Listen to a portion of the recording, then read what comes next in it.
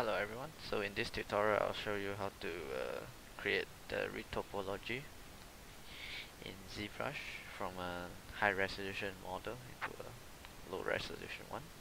Okay, so first let's load up our model. Okay, shove it in. So everyone should have this guy in their computer. Just gonna drag it out, press F, press T, Control N, press F, go into edit mode, and we shall see. Okay, so this geometry has subdivision levels, so to make things easier I'm just gonna delete all the subdivision levels and keep on my high division. Okay, so once this is done, we can go to our brush here, and we're going to choose topology brush. Okay, click the topology brush, and so what we can do is we can just use the topology brush to draw a few of these lines out. Let me change the direction. Kind of have an area of how the topology is supposed to be. Okay. So let's say you have two parallel lines like this, and you need to do an intersection for it. And once you have four of this, that is where you see all these green dots. That means that it's becoming the four vertices of the point, and that's where you know that it's a successful topology in the area. And then the center shaded area will be the area that you can create the new low res topology out from it. Okay, so we're just gonna draw a couple of these lines so you can see how it goes. Okay, so we got a bunch of those. Next, you can draw another line below. So if you have a line like this, what it's gonna do is you create another string of lines below.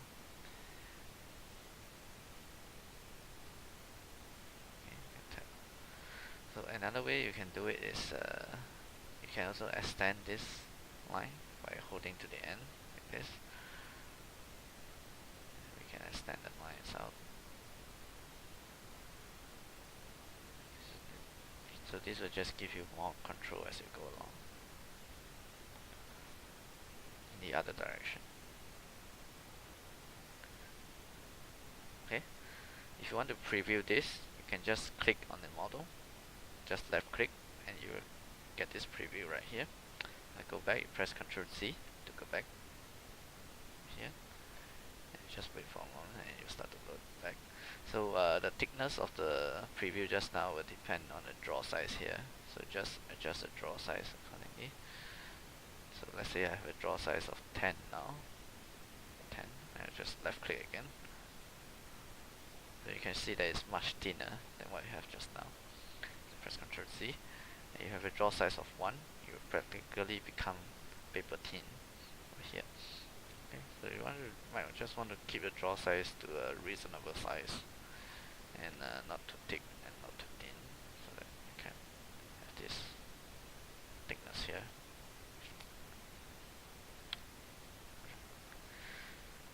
Alright, so once we have a lot of these lines, you may need to clean up some of these lines a bit. Okay, so what you can do very easily is you hold down alternate on your keyboard, and you just drag the line here. So what it does is it's gonna delete this line for me when I release it. Alternate, drag out a line and release it. Sorry, let me do that again. Alternate, and then release it. God. Yes, I'm trying to take a screenshot at the same time. That's why it's having some issues. Okay, alternate and release it. So you can just delete it by just pressing alternate and releasing. Alternate. Okay, if you want to delete all the rest of these spare access lines all together. Just press alternate and just let go anywhere on the model itself, and it's just gonna clean up everything all together on the keyboard, on your screen. Sorry. Okay. So one thing good about ZBrush is that it tends to deal with the n-gons for you. So as we know in Maya and in ZBrush or any other softwares, when we want to render, we never really want to have any n-gons. So minimum standard should be all in triangles for games or just in quads for animation. So let's just say the quad is the best that we can have. Okay. But so no polygon should be more than 4 vertices. Okay, so let's say I just create one extra one over here to make this a 5.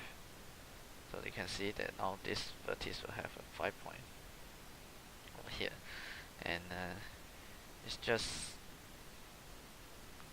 ZBrush. What ZBrush does is that once you have 5 points, it's just not gonna make it work for you anymore. Okay, so it knows that something is screwed up over here.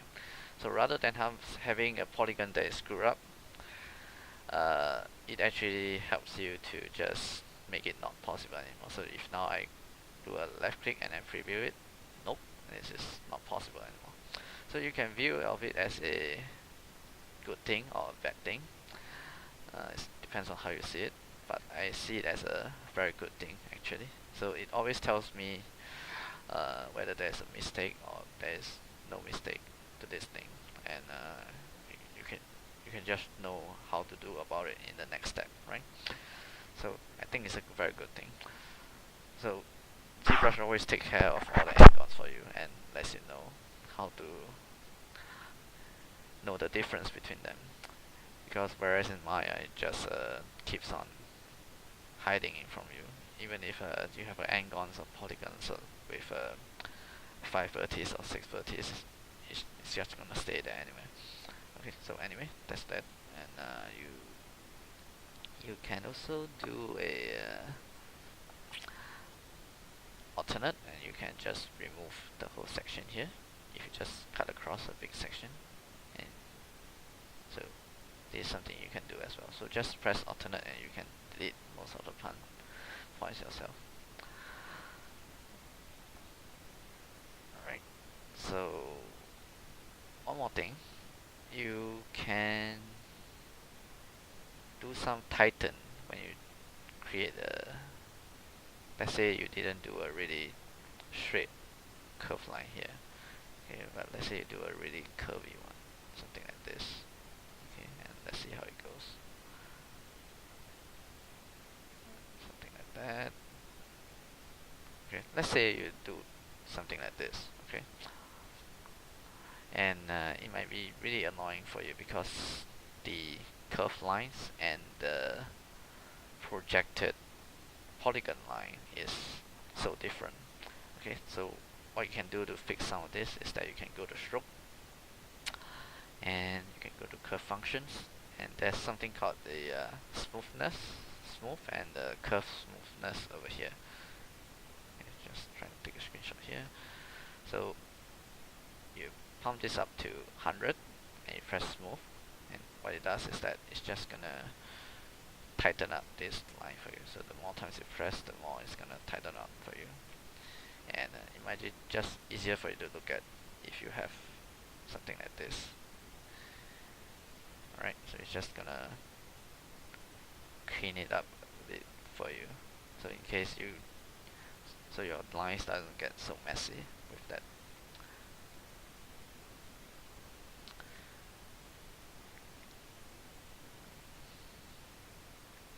Let's see if there's something else.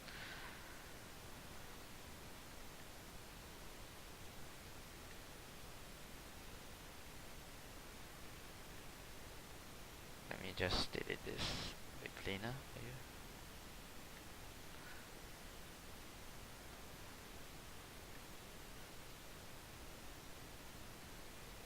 Drag this one up.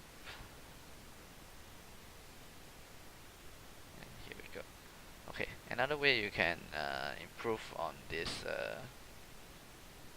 improve your way of creating this topology is that you can hold down shift when you're creating it. So let's say over here, I'm just gonna find a clean area here to start.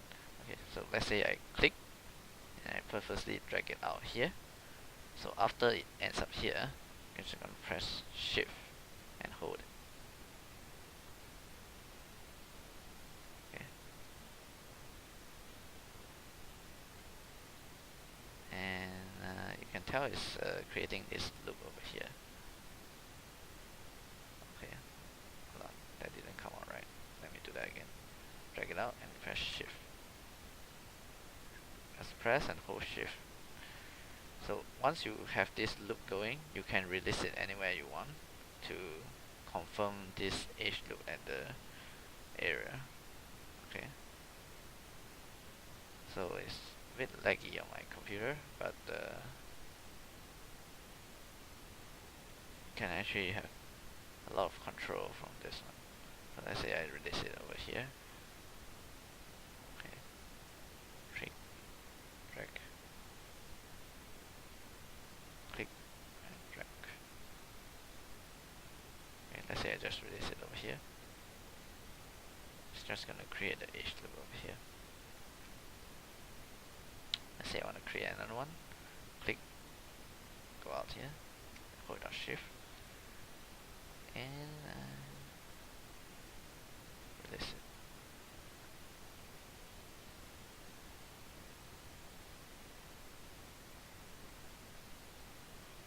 Go out here, hold down shift.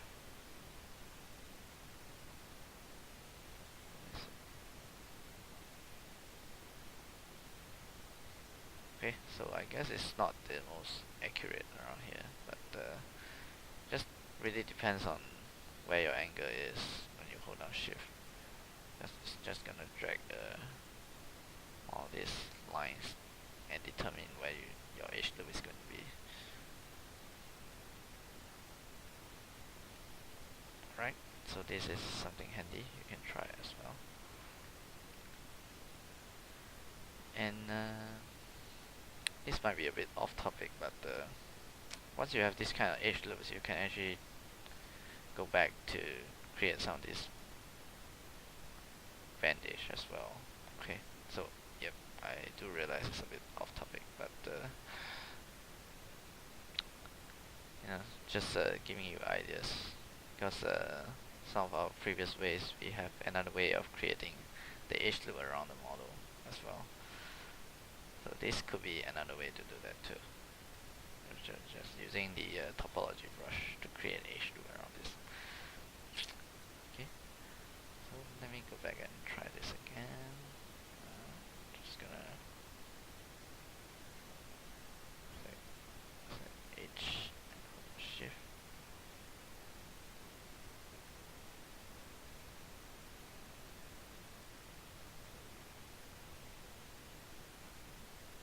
Okay, so it's really dependent on where your angle is pointing to. So you can just want to have one angle going to this direction here. And let me try that.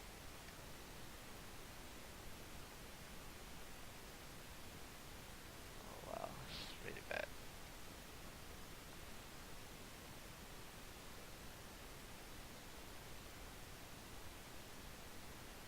Yep, so sometimes it works, sometimes it doesn't work. But at least I have a line going down here, so I can actually turn it this way to have a good topology on this area. Right, so if there's any excess ones, later I can just get rid of it or something.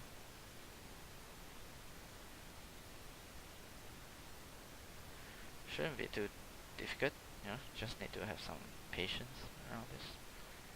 And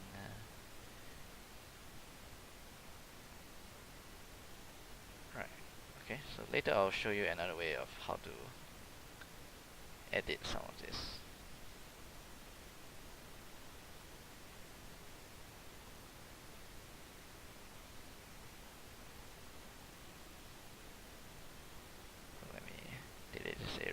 because it's getting a bit messy.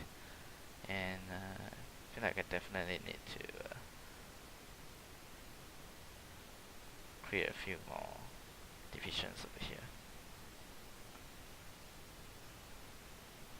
Make it better.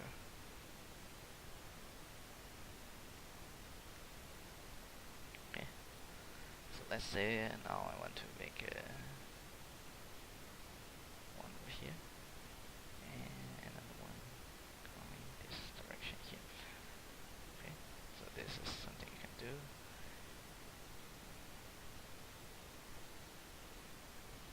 And there you go. Okay, so just showing you a quick example of how to do this. And once again, left click, you'll be able to see this topology here. Okay, so maybe I'll just proceed with this model right now. So once you're done with something like this, press split unmask points to obviously split this out as another layer. We always do this in our modeling. You should be very familiar with this right now. And now we have a low poly subtool over here.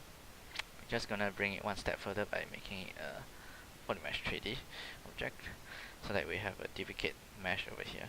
Okay, later we'll need it for editing. Okay, so we have one of this, which is just the character itself, and one of this that is the polymesh 3D that we just created.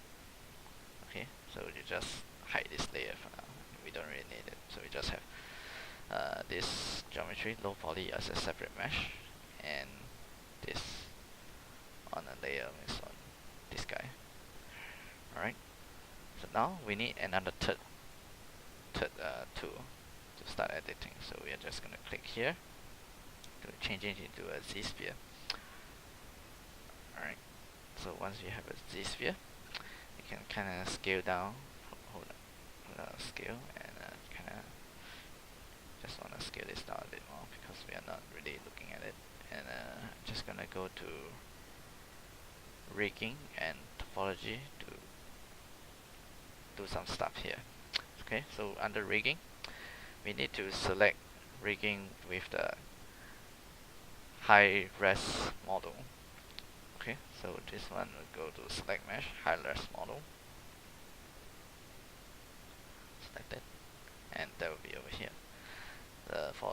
And we press by mesh for it to work. And just make sure your solo is not on as well. Okay, just let it load for a bit and you should see it working. So make sure your solo is not on. Okay, next we go to topology. So for topology, we want it to be using the low mesh. So why we are doing this is that so it gives us more control if we want to edit our topology just now from this guy. Okay, so edit topo, select topo, sorry, and select the low polygon that we just made into a polymesh 3D separately. So now it's going to apply the low poly topo on top of the high poly mesh. Okay, so let's say you have the whole character done. You can bring it into this stage where you have more controls to how to edit these different areas here. Okay, and then you can press edit topology, and this will give you the control that you want to have over here. Okay, now if you go to back to the draw mode, you can just press let me see.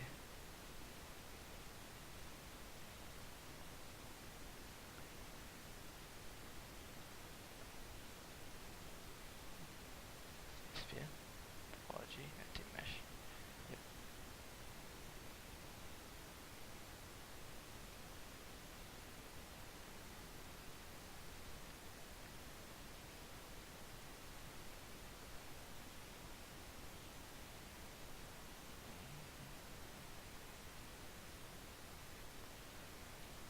Okay. So you are using draw. Okay, so sorry, no, I mean you are using move instead. So you use move 2, and can actually see this radius that I have on my cursor, and the draw size will help you adjust how much you want to move. So if you essentially use a very big brush like this, you can actually control the whole selection very softly to have a soft selection over all your objects. And inversely, if you use a very small draw size, you have all the precision of all the small areas over here. So you might want to start with a blend of both, and let's say on these areas here, just gonna have the minute control that allows you to exactly tweak all the areas that you want, which is good. Alright, so now that I'm on this stage, I kind of feel like maybe I should have just made everything with a single-sided, single frame, so that we don't have to deal with the thickness of this guy here. So something to think about when you create the retopology for modeling. Okay, and this process might take some time to learn, but it's not that hard. It just takes time and getting used to. Alright, so finally, if we want to have another preview to look at it, we go to additive scene, change the intensity to density to 1, and press preview. And now we have a preview of our low poly sculpt in dynamesh view. Okay, so maybe you just want to drop down the dynamesh resolution to 2, and we look at it again. This might be a bit too low, 64. Seems like a good size. Alright, so yeah, so maybe that's what we want to have. Oops, what am I looking at?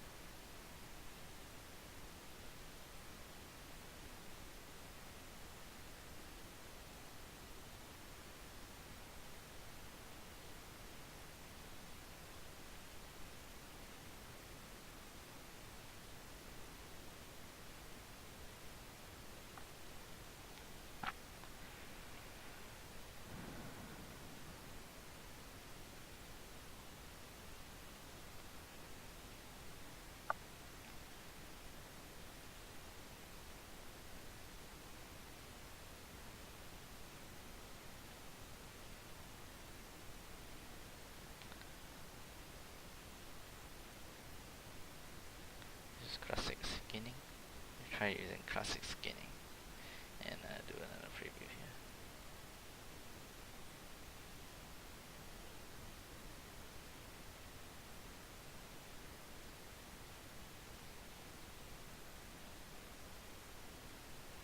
So I guess what I can do is I can just make the dynamesh resolution to 0 as well, and then you just give me the exact resolution that I have, and not deal with any of this.